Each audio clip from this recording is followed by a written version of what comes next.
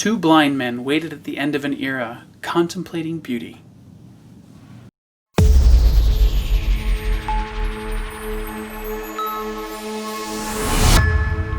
Hey howdy, hey folks, this is my top 10 favorite moments from the Stormlight Archive series. It isn't lore or speculation like my other videos, just an opportunity to bask in some sweet Stormlight joy together. As I go, please think of your favorite moments, and if I didn't mention them, please leave them in the comments below. Okay, so my top 5 was really easy to narrow down, but after that, getting it down to 10 was really difficult for me, so I had to have some honorable mentions. But before we do those honorable mentions, we have to, of course, have a spoiler alert. This is going to include spoilers from the Stormlight Archive, obviously, all of the books, Way of Kings, Words of Radiance, Oathbringer, as well as Edge Dancer. Okay, so the honorable mentions. First, the epilogue for Words of Radiance, Jasnah's alive. What? So cool. Adolin sticking it out in jail with KALADIN. Solid, bro. Anytime Bridge 4 is eating stew. SHALLAN inspiring the deserters to save the caravan. Finding out SHALLAN actually killed both of her parents. Is there a word for a person that does that? Number 10. You're not the Almighty, are you? Honor? No, he truly is dead, as you've been told. The old man's smile deepened, genuine and kindly. I'm the other one, DALINAR. They call me ODIUM. I love what this moment does to the stakes of the series. So before, up to this point, we had kind of this petty dispute versus Sadeas, or this war against the Parshendi. ODIUM broadens it immensely. This scene is what makes the Stormlight Archive epic fantasy.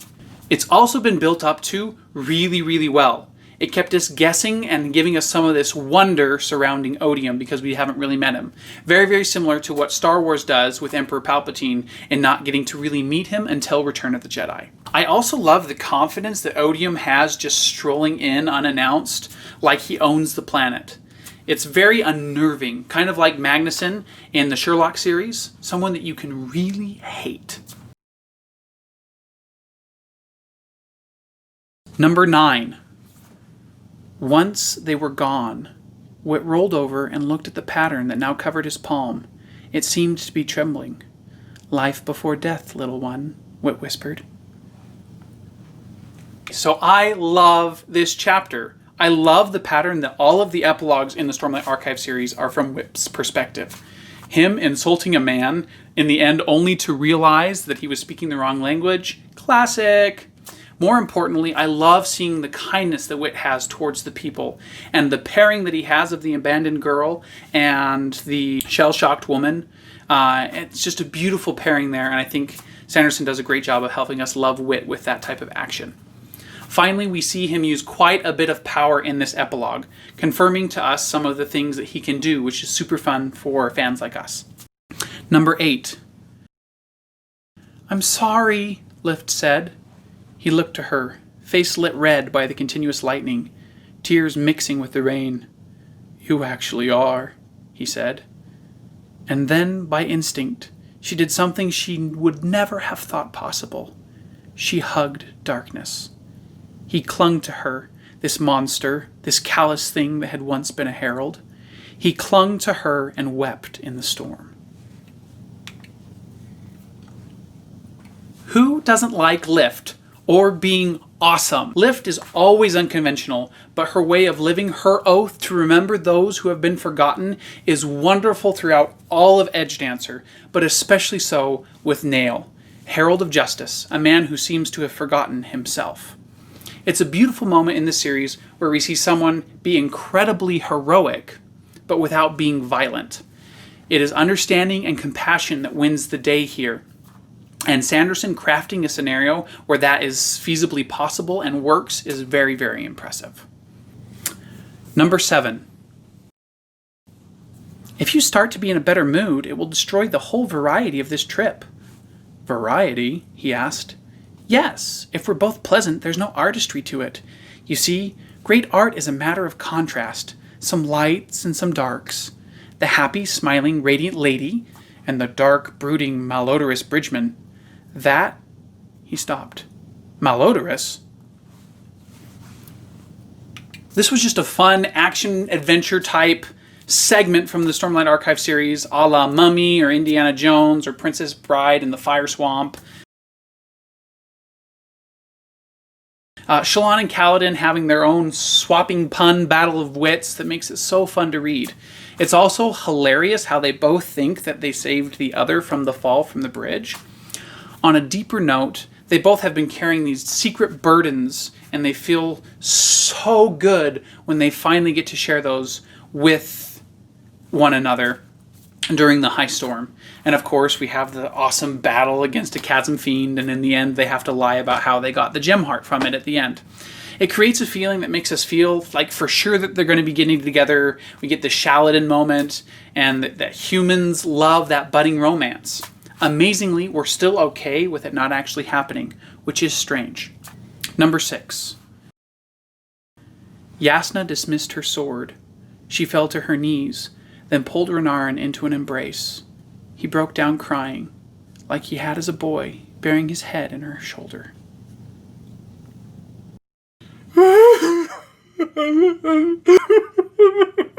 So this moment is a massive defense of sentiment and humanity that Sanderson puts so beautifully. In lots of ways, JASNAH has proven to be a lot like Taravangian in that she's willing to do anything to prevent the end of the world. Here she shows that she's different, and I love it. Number 5. Kaladin felt his rage flare, and he lowered the seal spear. It was time to begin the work of death. Then he saw the face of the parchment in front of him. It was Saw, former slave, card player, father, Kaladin's friend. This moment was so chaotic and literally left me breathless. All these people that Kaladin has served and loved are dying around him as they kill each other. Parshman, Wallguard, Queensguard, it's this pop, pop, pop, pop, don't know where to look cacophony of pure evil anguish. Probably one of the moments that has most moved me emotionally in what I have ever read. And then, of course, there's Elhokar. When he's finally changing to become something more. Of all sad words of tongue or pen, the saddest are these, it might have been. Sanderson typifies this with Elhokar beginning to recite his oath and approach radiance. We get a glimpse of what he might have been, and then it gets ripped away from us. You stink, Moash. Number 4. I see only one woman here, Wit said, and it's the one who is standing up. Shallan, that has always been you. You just have to admit it. Allow it. He whispered to her.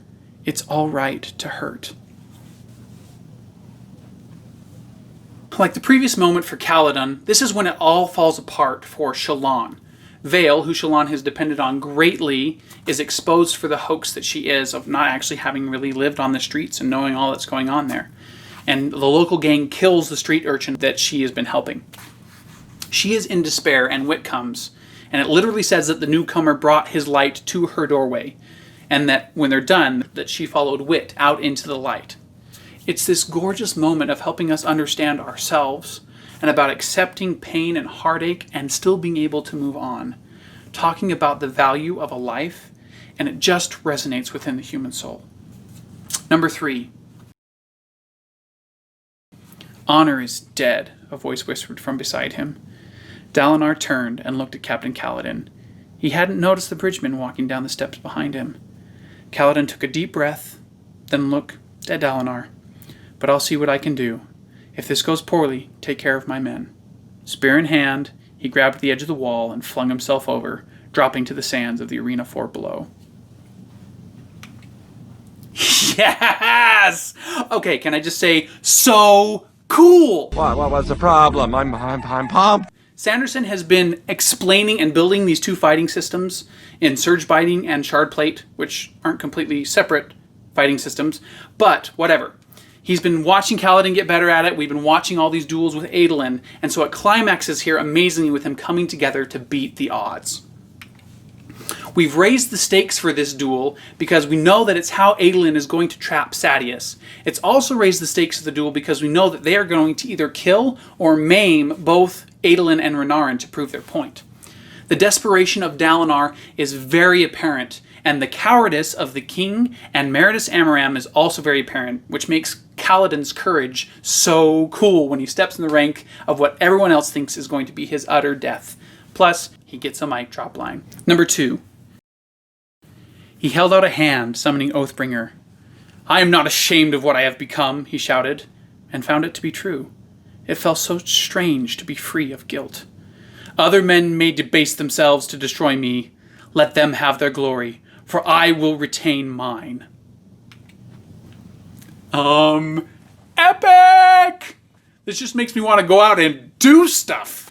Here's where Dalinar finally puts together the meaning of life before death. That it is the path that separates men, because everyone dies eventually.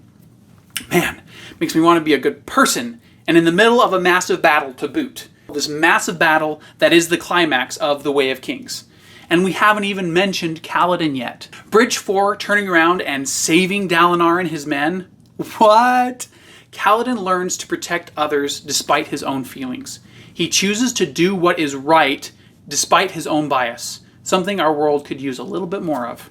Just when it seems that there is no way out for Dalinar and his men, suddenly, even miraculously you could say, there is, because of the choices of a few good men. Number 1. Trembling, bleeding, agonized, Dalinar forced air into his lungs and spoke a single, ragged sentence. "You cannot have my pain." Or maybe I should say, "You cannot have my pain." If Sanderson is telling us that there is this world where people acquire great power by swearing oaths, by binding themselves to something bigger than themselves, then there will need to be consequences to breaking those oaths or of not living up to those ideals. I think the reason that this moment reaches into my soul and is my favorite moment in the entire Stormlight Archive is because I believe that decisions matter. What I do makes a difference, for good or for ill. If I am to claim anything good in this world or anything heroic, then I will also need to acknowledge the consequences of my failure, or in other words, pain that I have caused. Dalinar refuses to succumb his accountability to ODIUM as Amaram did, and chooses to believe in change. This is a heroic decision in any realm, time, or person, and I think one that many people make every day. This moment is an ode to not just accountability, but free will and ultimately joy. I thank Sanderson for giving it to me. You cannot have my pain. Pain is a part of who we are, our existence. Accepting the right to be sad is powerful, and that is what wins the day.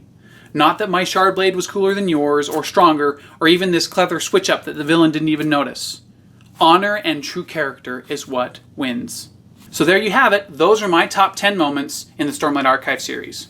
If you can't tell, I'm a catharsis junkie, so if I got real there for a second, I hope I didn't creep you out. If I didn't mention your favorite moment in the Stormlight Archive series, please put it in the comments below. You can also comment if I did mention your favorite part and you just want to geek out with me for a second. Thanks guys, help me out and subscribe if you haven't already, and I'll see you with the next video.